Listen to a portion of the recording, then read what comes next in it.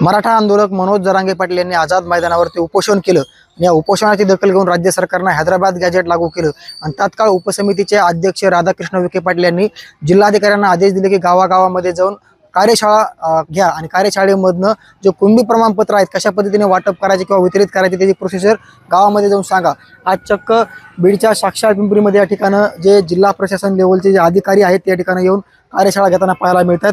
कुणबी प्रमाणपत्र कशा पद्धतीने वाटप करायचं, कुणबी प्रमाणपत्राची प्रोसिजर काय आहे हे सांगण्याचं काम या ठिकाणी अधिकारी आणि कर्मचारी येऊन करतात। गाव पातळीवरती जी कार्यशाळा आहे या ठिकाणी कार्यशाळा संपन्न होत आहे।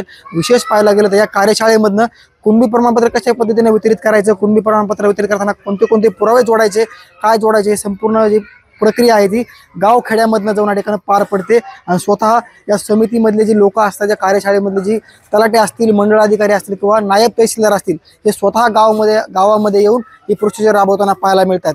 नक्कीच कुणबी प्रमाणपत्र काढण्याची जी प्रक्रियाला आता वेग येताना पाहायला मिळतोय। साम टीव्हीसाठी योगेश काशीद, साक्षात पिंपरी, बीड।